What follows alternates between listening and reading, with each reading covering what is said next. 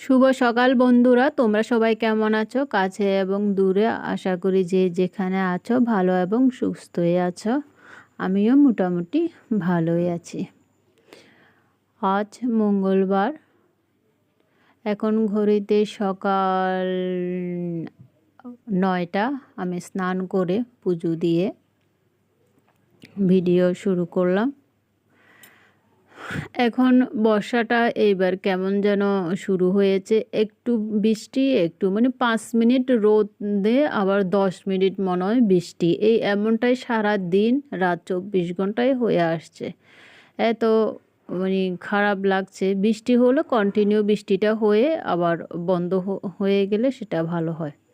সে বাজার করতে গিয়েছি, বাজার করতে যাওয়ার পর এই বৃষ্টি আসলো, কিছুক্ষণ দাঁড়িয়ে থেকে তারপর আবার বৃষ্টিটা বন্ধ হলো, এরপর বাজার করে আসলাম। এভাবে সময়টা আসলে অনেক দেরি হয়ে যায়, সকালবেলাটা খুবই তাড়াহুড়ো থাকে। তো বাইরের ওয়েদারটা দেখো, এখন বৃষ্টি বন্ধ হয়েছে, আবার প্রায় আধা ঘন্টা হয়েছে, এর মধ্যে আবার বৃষ্টি আসেনি। মানে আমি বাজার টাজার করে ঘরে চলে এসেছি, এরপরে থেকে বৃষ্টিটা বন্ধই। তো বাইরে আবার মেঘ মেঘ হয়ে আছে, বৃষ্টিটা আবারই আসবে। গত বছরের আগের বছর তো প্রায় একটানা 15-20 দিন বৃষ্টি হয়ে কিছুদিন আবার বন্ধ হয়ে, বৃষ্টিটা রাত্রের বেলা হতো, দিনের বেলা বন্ধ থাকতো। সারা রাত বৃষ্টি হতো, সকালবেলাটা বৃষ্টি বন্ধ থাকতো। এমনটা হলে একটু ভালো হয়, দিনে কাজকর্ম বাইরে বাজার হাট করতে কোনো অসুবিধা না হয়। যাই হোক, আমি দুটো মোচা নিয়ে এসেছি। আজ মঙ্গলবার মোচা কিনতে নেই। এখন কি করব, মোচা তো আমি কিনে যখন নিয়ে এসেছি, মানে বাড়িতে ঢুকবো, তখন আমার মনে হয়েছে মঙ্গলবারে নাকি মোচা কিনতে নেই।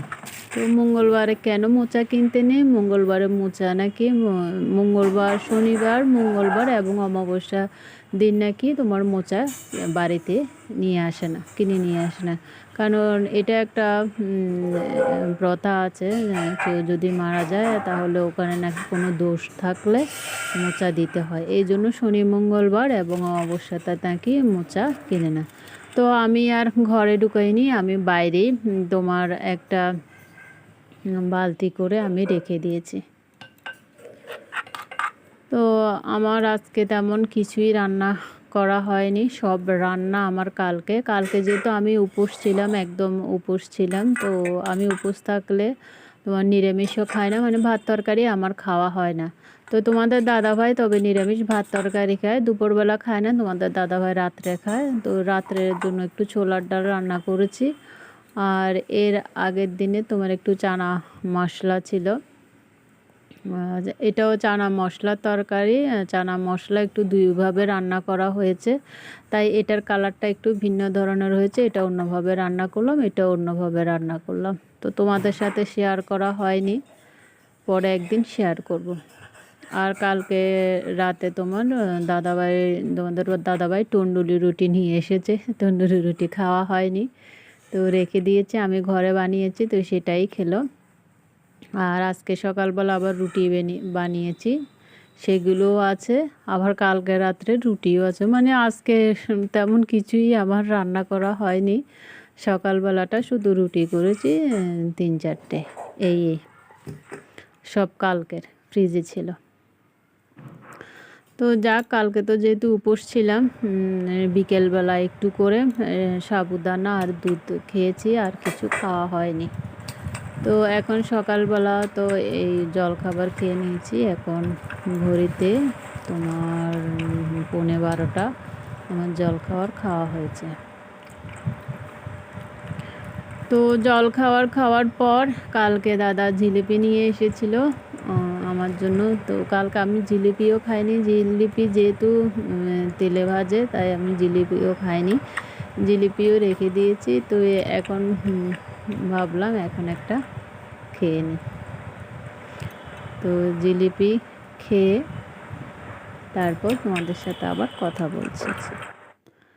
জগন্নাথ দেবের রথযাত্রা আসলেই তোমার জিলিপি খাওয়া হয়। আর সারা বছর জিলিপি খাওয়া হয় না, আর সারা বছর তেমন জিলিপি ভাজাও হয় না আমাদের এদিকে, মানে শ্রীরামপুর মাহেশের এদিকে, মানিকতলার এদিকে শুধু 1 মাস তোমার এই রথযাত্রা উপলক্ষে 1 মাস মেলা থাকে, তোমার এই 1 মাসে চারদিকে তোমার জিলিপি ভাজা হয়। তাই আষাঢ় মাসেই রথের উপলক্ষেই জিলিপিটা খাওয়া হয়। তো খাওয়া দাওয়া করে বাসনপত্র ধুয়ে মেজে আমি একটু শরীরটা এত খারাপ লেগেছিল, ঘুমিয়েছিলাম। এখন তোমার 3টের দিকে উঠে তারপর আমি রান্না বান্না করলাম। সয়াবিনের তরকারি করেছি, তোমার পেঁপে আর গাজর আলু দিয়ে সয়াবিন রান্না করেছি, আর একটু করে পোলাও রান্না করেছি। পোলাওটা বলতে তোমার আমি ভাতের বাসমতি চালের ভাতের ফ্যানটা ঝরিয়ে চুলোর মধ্যে 3-4 মিনিট বসিয়ে, মানে একটু ঝরঝরো করে তোমার একটু ঘিয়ের মধ্যে কাজু ভেজে তারপর আমি কিশমিশ সহ ভাতের উপর দিয়ে দিয়েছি, দিয়ে একদম 5 মিনিটের মতন বসিয়ে রেখেছি। এটা কোনো পোলাও না, কিছু না, জাস্ট একটু তোমার ঘিয়ের গন্ধ আর কাজু বাদাম কিশমিশ, এটাই তোমার। তো সাথে একটু করে আলু ভাজা নিয়ে নিচ্ছে, আর সকালবেলার একটু করে ডাল ছিল। তো এখন ঘড়িতে 5টা 5 আমি ভাত খেতে বসছি, মানে রাত্রে আমার আর খাওয়া হবে না। তোমার আমার শনিবারে একটা উপোস করেছিলাম, শনিবারে তোমার একাদশী গিয়েছিল, শয়ন একাদশী। তো ওই দিনও আমার উপোস ছিল। উপোস থাকা আমার তেমন কিছুই খাওয়া হয় না। আর যেহেতু গতকাল আবার সোমবার গিয়েছে, মাঝখানে রবিবার, সোমবারে আবারও উপোস হয়েছিল। তো দুটো উপোস থাকাতে শরীরটা খুবই খারাপ লেগেছিল সকালবেলা খাওয়া দাওয়ার পর।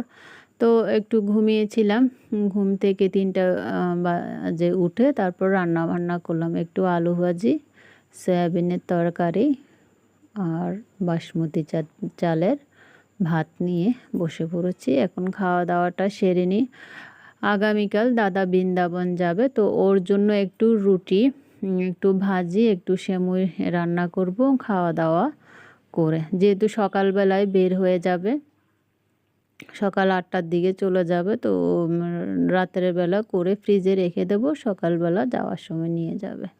তো খাওয়া দাওয়া করে তোমার বাসনপত্র ধুয়ে সন্ধ্যা বাতি দিয়ে, তো প্রথমে আমি সেমুইটা রান্না করে রেখেছি। সেমুইটা একদম মানে দুধ দিয়ে তোমার ঝোল ঝোল রান্না করে রেখেছি। এখন দেখছি সেমুইটা ঠান্ডা হয়েছে, একদম দুধটা একদম টেনে গিয়েছে। এই সেমুইটা হচ্ছে সুজির সেমুই আমি কখনো খাইনি, এটা দাদা সবসময় ওটাই খায়, ময়দার দিয়েই তো মনে হয় সেমুইটা বানায়। তো দাদা সুজিরটাই খাওয়া হয়, তো সুজির সেমুই এনেছিল, তো আমি ওটাই রান্না করলাম। খেতে দারুণই লাগলো, একটু কাজু কিশমিশ দিয়ে রান্না করলাম। আর রুটি করেছে আর একটু ভাজি করেছে। তো আজকের মতন ভিডিওটি এখানে শেষ করছি। সবাই ভালো থাকবে, সুস্থ থাকবে।